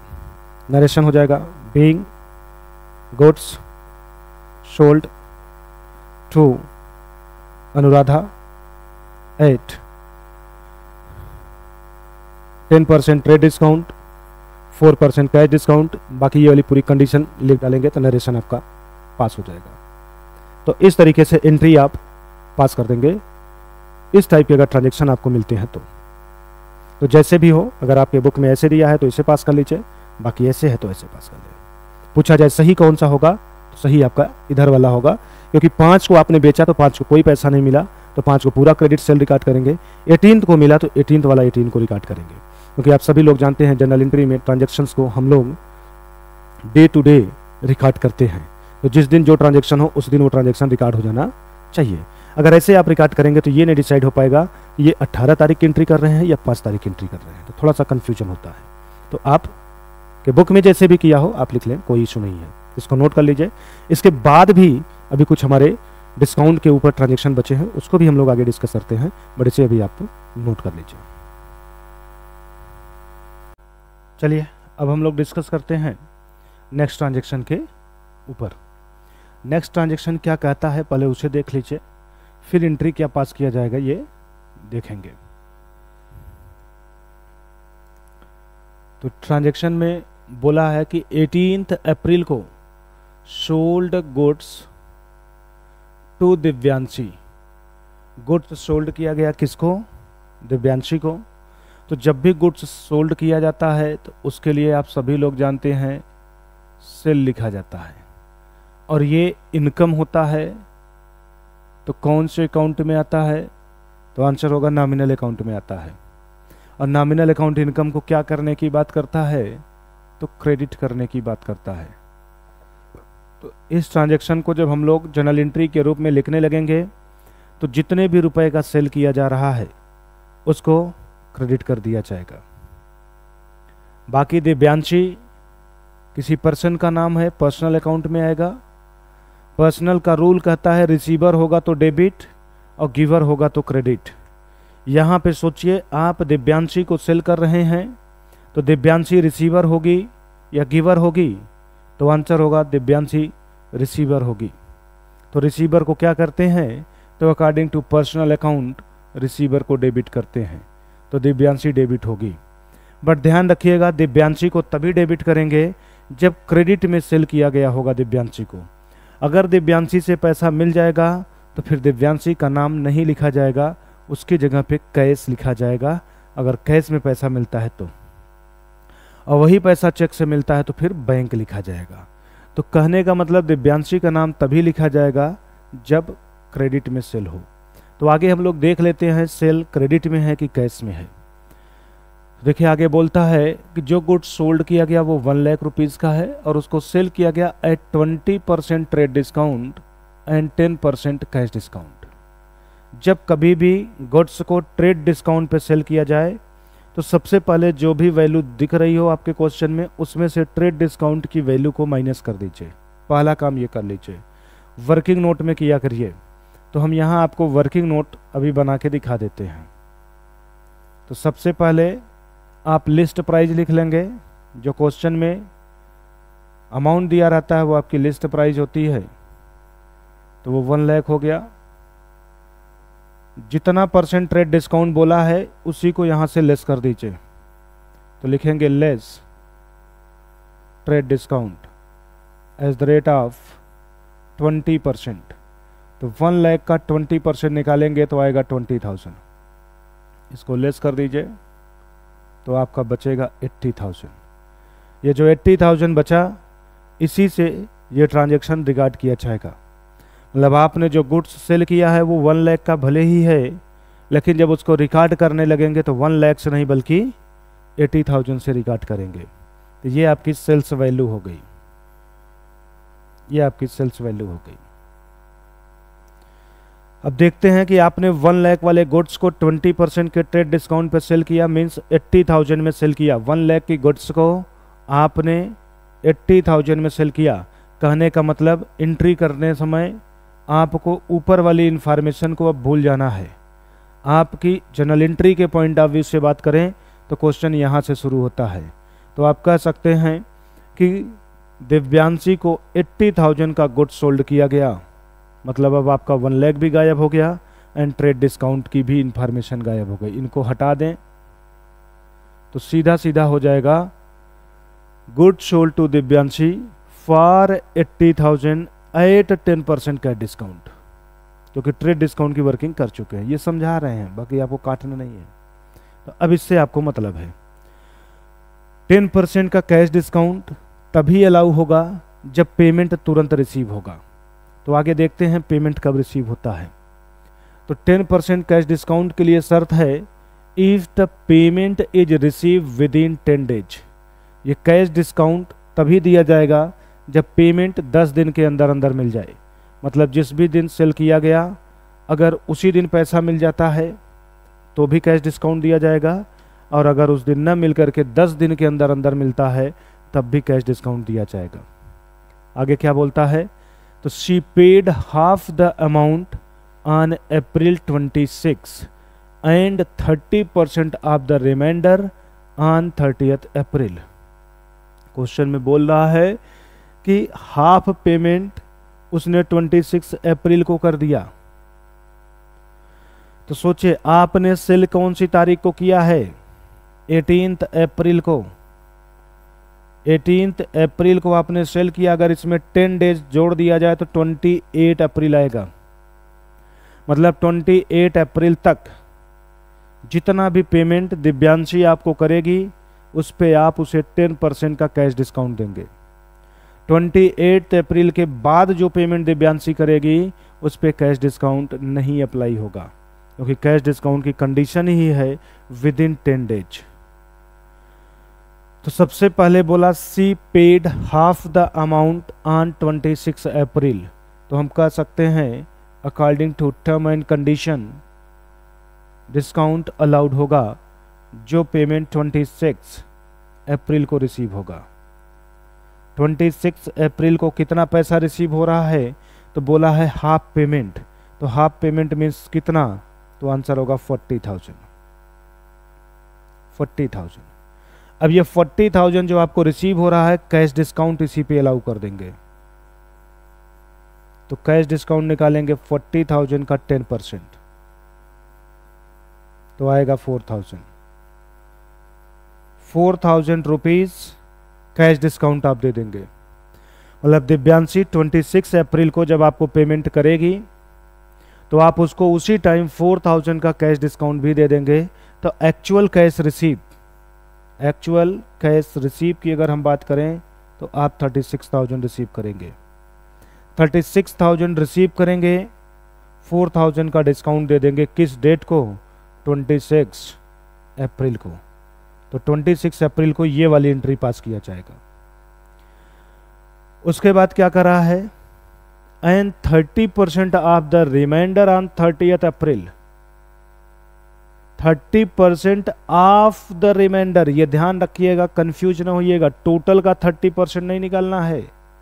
यही लाइन की जब वर्किंग करने लगेंगे तो मोस्टली स्टूडेंट गलती कर जाते हैं, वो 30% पूरे 80,000 का निकालते हैं, जबकि क्वेश्चन में साफ साफ बताया है रिमाइंडर का 30% 30th अप्रैल को मिलता है। तो रिमाइंडर कितना बचा है, तो आंसर होगा रिमाइंडर आपका 40,000 था। बचा हुआ अमाउंट 40,000 था। अब बोल रहा है इस रिमाइंडर का 30%, इस रिमाइंडर का 30% आपको 30th अप्रैल को रिसीव हो रहा है। तो 30% आप 40,000 करेंगे तो आएगा 12,000, मीन्स 12,000 रुपीज 30 अप्रैल को रिसीव हो गया। अब जरा आप सोचिए क्या ये 30% का पेमेंट विद इन 10 डेज में आता है? तो आंसर होगा नहीं आता है। अगर विद इन 10 डेज में नहीं आता है तो इस अमाउंट पे कैश डिस्काउंट अलाउ नहीं किया जाएगा। तो फिर उस केस में पूरा का पूरा 12,000 रुपीज 30 अप्रैल को रिसीव कर लिया जाएगा। बाकी जो बचता है, तो बचा हुआ अमाउंट कितना है? तो बोलेंगे रिमाइंडर का 70%। ये अभी भी पेमेंट नहीं रिसीव हुआ, तो लिख देंगे नॉट एट रिसीव। ये अभी भी नहीं रिसीव हुआ, नहीं रिसीव हुआ तो ना रिसीव हो, कोई बात नहीं, क्योंकि सेल तो आप करेंगे 18 तारीख को ही। 18 को जब आप सेल कर रहे हैं तो उस दिन आपको एक भी रुपया नहीं मिला, तो 18 अप्रैल को तो पूरा का पूरा क्रेडिट सेल हो गया। तो जर्नल एंट्री जब आप पास करेंगे, जब आप जर्नल एंट्री की बात करेंगे, तो पहली जर्नल एंट्री 18 अप्रैल को पास करेंगे, क्योंकि आप सभी लोग जानते हैं कि journal entry day to day record किया जाता है। जिस दिन ट्रांजैक्शन हो जर्नल एंट्री उसी दिन पास कर दी जाती है। 18 अप्रैल को दिव्यांशी को 1 लाख का गुड्स 20% के ट्रेड डिस्काउंट पे सेल किया गया। तो 20% लेस करने के बाद जो वैल्यू बची वो 80,000 बची। तो 18 अप्रैल को 80,000 का गुड्स हम कह सकते हैं दिव्यांशी को सेल किया गया। और 18 अप्रैल को एक भी रुपए का पेमेंट रिसीव नहीं हुआ है, तो हम बोल सकते हैं कि 18 अप्रैल को पूरा का पूरा क्रेडिट सेल है। तो आपको सबसे पहले 18 अप्रैल को क्रेडिट सेल की एंट्री पास करनी होगी। तो 18 अप्रैल को आप एंट्री पास करेंगे दिव्यांशी अकाउंट डेबिट, क्योंकि आप जिसे सेल कर रहे हैं वो एक पर्सन है और पर्सन का नाम पर्सनल अकाउंट में आता है। कोई भी पर्सन का नाम पर्सनल अकाउंट में आता है और पर्सनल का रूल का आता है debit the receiver credit the giver. तो यहाँ पे आप सेल कर रहे हैं तो दिव्यांशी रिसीवर है, इसलिए डेबिट हो गई 80,000 से, और लिखेंगे टू सेल्स अकाउंट, क्योंकि उस दिन आपने सेल किया तो आपका इनकम हो गया, भले ही पैसा अभी नहीं रिसीव हुआ है। नरेशन हो जाएगा being goods sold to Divyanshi. Goods Divyanshi को सोल्ड कर दिया गया at 20% trade discount and 10% cash discount if payment receive within 10 days. अगर 10 डेज के अंदर पेमेंट रिसीव होता है तो 10% का डिस्काउंट दिव्यांशी को दिया जाएगा। ये आप अपने एंट्री के नरेशन में बता देंगे। तो इस तरीके से 18 अप्रैल की एंट्री आपकी पास हो गई। इस तरफ जो आपको लिख करके दिखाया गया है ये वाला पॉइंट, ये पूरा वर्किंग नोट का पार्ट है। क्वेश्चन का ये वाला पार्ट आपको किसी भी बुक में नहीं मिलेगा, और मिलेगा भी तो इतना सिस्टमेटिक नहीं मिल पाएगा। तो इसलिए आप अपने कॉपी पे इसको अच्छे से नोट कर लीजिए, फिर एंट्री को पास करिए। तो 18 अप्रैल को एंट्री तो पास हो गई। फिर आप आगे पढ़ेंगे तो बोला है कि उसने हाफ पेमेंट किया, बट कौन सी डेट को? 26 अप्रैल को। तो नेक्स्ट एंट्री आप 26 अप्रैल को करेंगे। अब सोचिए 26 अप्रैल को दिव्यांशी आपको कितना पैसा देती है? तो आंसर होगा 40,000 रुपीज़ देती है। दिव्यांशी जब आपको 40,000 रुपीज़ देती है तो उसी टाइम आप उसको 10% का कैश डिस्काउंट भी दे देते हैं, क्योंकि ये विद इन 10 डेज की क्राइटेरिया में आता है। मतलब आप 40,000 दिव्यांशी से पाते तो हैं, बट उसे 4,000 रिटर्न भी कर देते हैं, तो एक्चुअल में रिसीव आपको 36,000 ही होता है। आपको कैश के रूप में अगर 36,000 रिसीव हो रहा है 26 अप्रैल को, तो हम कह सकते हैं कि 26 अप्रैल को 36,000 रुपीज़ से हमारा कैश का बैलेंस बढ़ेगा, मतलब हमारी असेट बढ़ेगी। और आप सभी लोग जानते हैं कि असेट हमेशा डेबिट से बढ़ता है, तो उस दिन हमको कैश को करना रहेगा डेबिट। तो एंट्री होगा कैश अकाउंट डेबिट 36,000। 4,000 का आपने डिस्काउंट दिया है तो आपके लिए एक्सपेंस के रूप में ट्रीट होगा और उसको डेबिट कर दिया जाएगा। तो एंट्री होगा डिस्काउंट अकाउंट डेबिट। 26 अप्रैल को अगर हम बात करें कि एक्चुअल में दिव्यांशी ने पेमेंट कितना किया है तो आंसर होगा 40,000। तो 26 अप्रैल को दिव्यांशी रिसीवर है कि गिवर है, तो आप अपने आप को बिजनेस बना के सोचिएगा तो लगेगा दिव्यांशी कोई और है, और दिव्यांशी आपको 26 अप्रैल को दे रही है तो मतलब वो गिवर है। और पर्सनल अकाउंट का रूल कहता है रिसीवर को डेबिट करना है और गिवर को क्रेडिट करना है। तो दिव्यांशी अकाउंट हो जाएगा क्रेडिट पूरे 40,000 से। ठीक, नरेशन हो जाएगा बीइंग, जो हुआ वही लिख दीजिए। तो 26 अप्रैल को क्या हुआ तो आंसर होगा 26 अप्रैल को हाफ पेमेंट रिसीव हो गया। लिखेंगे being half payment received and discount allowed as the rate of 10%। 10% के रेट से डिस्काउंट अलाउ कर दिया गया। तो इस तरीके से आपकी जर्नल एंट्री 26 अप्रैल की पास हो गई। क्वेश्चन को आगे बढ़ाएंगे। 26 अप्रैल के बाद 30 अप्रैल को फिर से पैसा मिलता है, तो 30 अप्रैल की भी एंट्री आपको पास करनी रहेगी। लेकिन उस दिन क्या एंट्री पास करेंगे तो देखेंगे 30 अप्रैल को कितना पैसा रिसीव होता है। तो रिमाइंडर का 30% बोला है, तो रिमाइंडर का 30% की वर्किंग देखिए इधर बना करके दिखाया गया है। तो रिमाइंडर आपका 40,000 था, उसका 30% निकाला गया तो 12,000 आया। तो आपको 12,000 रुपीज 30 अप्रैल को मिलेगा। 30 अप्रैल को जब आपको 12,000 मिलेगा तो आपका फिर से कैश बढ़ेगा, मीन्स असेट बढ़ेगा। एंट्री पास करेंगे तो डेट लिख देंगे 30 अप्रैल, कैश अकाउंट डेबिट। क्या लिख देंगे?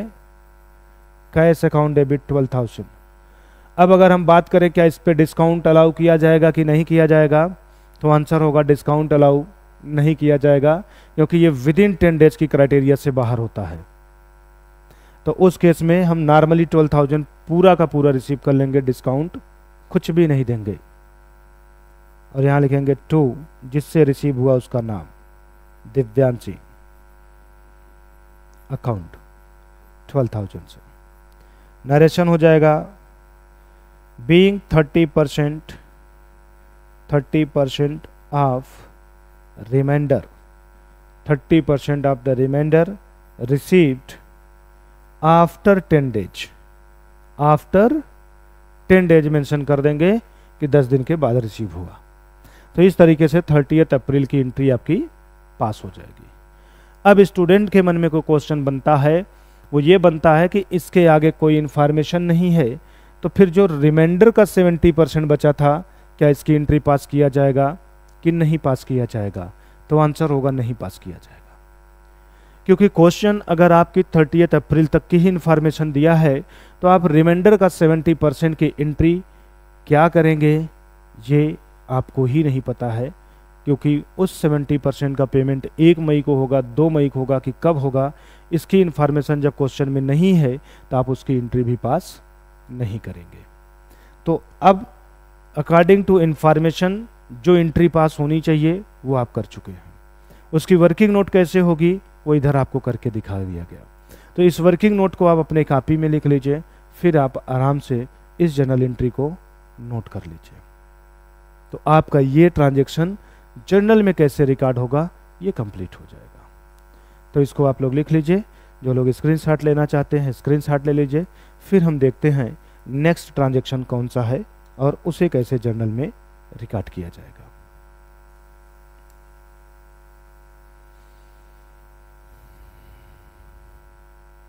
ये है आपका नेक्स्ट ट्रांजैक्शन। नेक्स्ट ट्रांजैक्शन क्या कहता है उसको समझ लेते हैं। तो सोल्ड टू कनिका, सोल्ड सिर्फ बोला है, क्या सोल्ड है ये नहीं बोला। जब क्वेश्चन में मेंशन ना करे कि क्या सोल्ड किया गया तो अंडरस्टूड होगा कि गुड्स सोल्ड किया। ठीक है, मोस्टली स्टूडेंट यहाँ कंफ्यूज होंगे कि जब बताया ही नहीं कि क्या सोल्ड किया तो हम क्या माने। तो ध्यान रखिएगा, जब कुछ ना मेंशन करे तो क्या मानेंगे, गुड्स सोल्ड किया। तो goods sold to Kanika and company, Kanika and company को गुड्स सोल्ड किया गया। कास्टिंग क्या है, कास्टिंग है ₹1,00,000, बट 20% के प्रॉफिट पे सेल किया, 20% के प्रॉफिट पे। और फिर आगे बता रहा है allowing 10% trade discount and 5% cash discount. अब मोस्टली स्टूडेंट को कंफ्यूजन कहां हो जाएगा कि हम ये 10% का ट्रेड डिस्काउंट 1,00,000 का निकालें या किसी और अमाउंट का निकालें। तो ज़्यादातर क्वेश्चन में ऐसी इंफॉर्मेशन जब मिलती है तो स्टूडेंट सीधा सीधा 1,00,000 पे निकाल देते हैं। लेकिन ध्यान रखिएगा, जब कोई पर्सन किसी भी गुड्स को सेल करने लगता है तो उस गुड्स की जो कास्ट होती है वो उसी कास्ट पे ही सेल नहीं करता, बल्कि अपनी कुछ प्रॉफिट जोड़ने के बाद कस्टमर को बताता है कि हम इतने रुपए में सेल करेंगे। यहां की बात करें तो जो कास्ट है गुड्स का वो 1,00,000 है, तो इसका मतलब कस्टमर को उसकी प्राइस 1,00,000 नहीं बताई जाएगी। प्राइस बताते समय हम पहले अपनी प्रॉफिट जोड़ते हैं, तब कस्टमर को बताते हैं कि ये प्रोडक्ट आपको इतने रुपए का पड़ेगा। तो इसका मतलब कि आप जब भी 10% का ट्रेड डिस्काउंट निकालेंगे तो इस क्वेश्चन की 1,00,000 की इंफॉर्मेशन पे नहीं निकालेंगे, बल्कि पहले प्रॉफिट ऐड करेंगे। तो प्रॉफिट कितना परसेंट ऐड करना है, तो प्रॉफिट बोला है 20%। अब ये 20% प्रॉफिट ऑन कास्ट है कि ऑन सेल है, कुछ मेंशन नहीं है, सिर्फ साफ साफ लिखा है ऑन एट 20% प्रॉफिट। और जब ये कुछ ना मेंशन करे कि प्रॉफिट किसका 20% है, तो जो इंफॉर्मेशन क्वेश्चन में दिया रहे हमेशा मान लीजिए कि उसी पे निकालना है। जैसे क्वेश्चन में हमारे कास्ट दिया है 1,00,000, तो 20% की प्रॉफिट भी माना जाएगा कि कास्ट पे ही निकाला जाएगा। तो आप 1,00,000 का 20% निकालेंगे तो आएगा कितना, 20,000। जोड़ेंगे तो आप कस्टमर को जो प्राइस बताएंगे वो 1,20,000 बताएंगे। मतलब हम कहेंगे कि लिस्ट प्राइस जो है वो 120 है, नॉट 1,00,000। 1,20,000 आपने लिस्ट प्राइस निकाल लिया। इसी प्राइस पे ही अब आपको ट्रेड डिस्काउंट देना है, और ट्रेड डिस्काउंट को हमेशा माइनस करते हैं। तो आप यहीं पे अब लिख देंगे लेस ट्रेड डिस्काउंट। 1,20,000 का 10% निकालेंगे तो आएगा 12,000, लेस करने पे आएगा 1,08,000। ये 1,08,000 जो आया यही कहलाएगा सेल्स वैल्यू। यही क्या कहलाएगा, सेल्स वैल्यू। 1,08,000 में आपने कनिका एंड कंपनी को ये गुड्स सेल किया है, ये आपने निकाल लिया। अब देखना यह है कि ये पूरा का पूरा पैसा आपको तुरंत मिल रहा है या बाद में मिल रहा है। पूरा पैसा तुरंत मिल रहा है तो कैश डिस्काउंट 5% पूरे पे दे देंगे, और पूरा नहीं मिल रहा है तो फिर जितना मिल रहा है उतने पे ही 5% का कैश डिस्काउंट दिया जाएगा। तो देखते हैं क्या बोलता है। Kanika and company made 40% payment immediately by cheque. 40% का पेमेंट वो तुरंत करती है। इसका मतलब ये 1,08,000 हमारा दो पार्ट में डिवाइड हो जाएगा। हम बोलेंगे 1,08,000 का 40% तुरंत रिसीव होता है, तो 1,08,000 का 40% निकाल दीजिए तो आएगा 43,200। 43,200 रुपीज़ आपको तुरंत मिल जाता है। तो आप जो कैश डिस्काउंट अलाउ करेंगे वो 43,200 का 5% अलाउ करेंगे।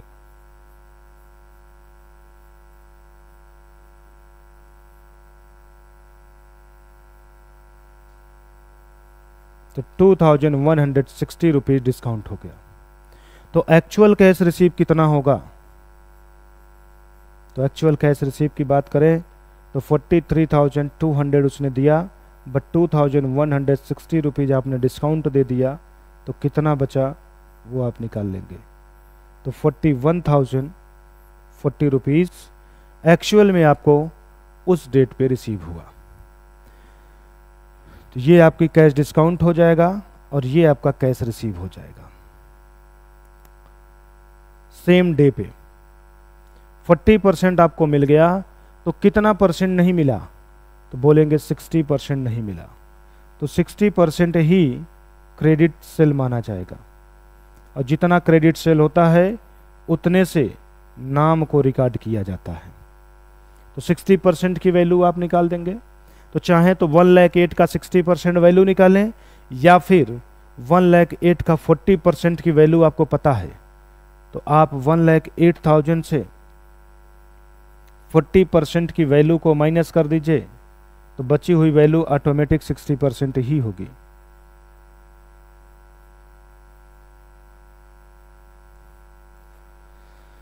तो आंसर हो गया 64,800 रुपीज़। 64,800 रुपीज़ का क्रेडिट सेल है। अब इसी को आपको एंट्री पास कर देना है। अब ध्यान दीजिएगा, आपने सेल किया है, जिस डेट को सेल किया सेम डेट को आपको पैसा भी मिल गया, तो आप एंट्री पास करते समय लिखेंगे कैश अकाउंट डेबिट, जितना पैसा आपको मिला 41,040 रुपीज़। उसी डेट पे आपने डिस्काउंट दिया, तो आपके लिए एक्सपेंस के रूप में रिकॉर्ड किया जाएगा। तो आंसर होगा 2160। और जितना रुपए आपको मिला ही नहीं, तो हम बोलेंगे उतने रुपए से हम उस पर्सन को याद करेंगे जिसको सेल किए हैं। क्योंकि जब कभी भी हम क्रेडिट में सेल करते हैं या क्रेडिट में खरीदते हैं, तभी नाम रिकॉर्ड करते हैं, और नहीं तो नहीं लिखते हैं। तो यहाँ पे हमने क्रेडिट में सेल किया है, तो नाम लिख लेंगे Kanika and company, account debit 64,800, और लिखेंगे टू सेल्स। जो सेल्स वैल्यू होती है वही सेल के रूप में रिकॉर्ड किया जाएगा। तो 1,08,000 1,08,000। तो इस तरीके से आपकी एंट्री पास हो जाएगी। नरेशन लिख देंगे, being sold goods to Kanika and company at 20% profit and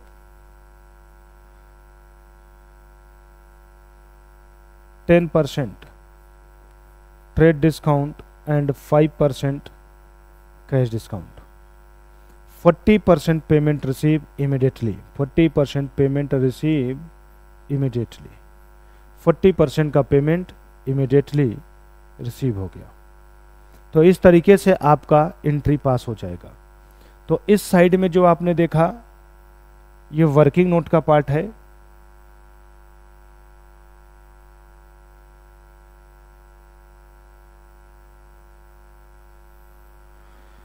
ये वर्किंग नोट का पार्ट है, इसको वर्किंग नोट में आप लिख लीजिएगा। बाकी जहां जनरल एंट्री पास कर रहे होंगे वहां पे ये जनरल एंट्री पास कर लीजिएगा। तो इस तरीके से आपकी जनरल एंट्री इस ट्रांजैक्शन की हो जाएगी। तो इस तरीके से हमारा डिस्काउंट से रिलेटेड जो ट्रांजैक्शंस थे उनकी एंट्री आज कंप्लीट होती है। ट्रेड डिस्काउंट, कैश डिस्काउंट्स के ऊपर इससे ज़्यादा टफ या इससे ज़्यादा घुमा करके कोई भी एंट्री अब नहीं बन सकती। अगर आप इतने ट्रांजैक्शन को करना सीख गए हैं तो कोई भी क्वेश्चन में ट्रेड डिस्काउंट, कैश डिस्काउंट कुछ भी मेंशन करके आएगा, 100% आप उसे कर ले जाएंगे, कन्फ्यूजन नहीं होगी। इसको आप लोग लिख लीजिए, समझ लीजिए। कोई कन्फ्यूजन हो रहा है तो डिस्क्रिप्शन में नंबर दिया है, आप कॉल करके अपने डाउट को क्लियर कर लीजिए। पेड बैच के रूप में जुड़ना चाहते हैं तो आप दिए हुए नंबर पे कॉल कर लीजिए, सारी जानकारी आपको मिल जाएगी कि आप हमारे पेड बैच में कैसे जुड़ सकते हैं। इसे नोट करिए। अगले क्लास में हम लोग डिस्कस करेंगे सेल्स के ही ऊपर और भी ट्रांजेक्शन्स के बारे में, बट वो डिस्काउंट के ऊपर नहीं होगा, वो नॉर्मली सेल्स के रिलेटेड आपके ट्रांजेक्शन्स होंगे। इसको आप लोग नोट करें। फिर मिलते हैं नेक्स्ट क्लास में, हम लोग सेल्स का पार्ट नंबर 4 वाला जो ट्रांजेक्शन है उसके बारे में डिस्कस करने के लिए।